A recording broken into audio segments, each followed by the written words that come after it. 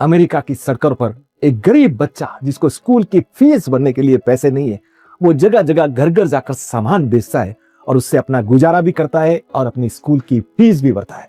और एक दिन जबरदस्त बारिश हो जाती है, न तो दिन भर में उसका कोई सामान बिकता है, जेब में बिल्कुल पैसे नहीं है कि कुछ भी मैं सामान खरीद के पेट भर सकूं।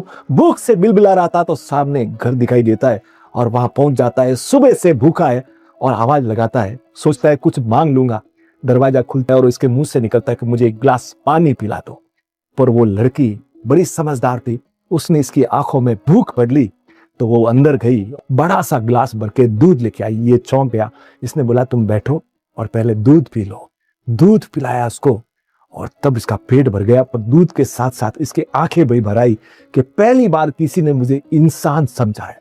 और जाते जाते वो थैंक यू बोलने लगा, मैं कुछ पैसे इसके लिए क्या दूं। वो लड़की ने बोला कि मेरी माँ कहती है कि दया के कोई पैसे नहीं होते, तुम एक गिलास पिया और चाहिए तो मैं और ले आती। बोले नहीं। और वहां से बाहर निकलता है, पर पहली बार उसको इंसानियत पर भरोसा आ जाता है और समय बदलता है। ऐसा वही लड़का पढ़ लिख कर अमेरिका के सबसे महान डॉक्टरों में से डॉक्टर हॉवर्ड केली बने।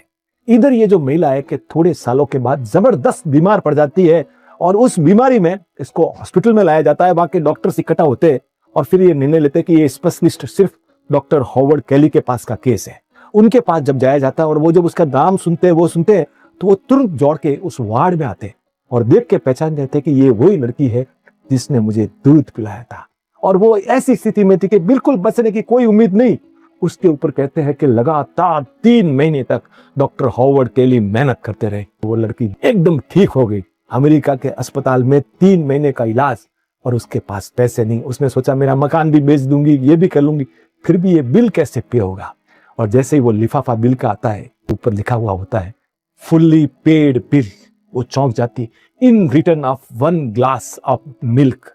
वो चौंक जाती, उसकी आंखों में पानी आ जाता है कि मैं वही लड़का हूं जिसको आपने दूध पिलाया था।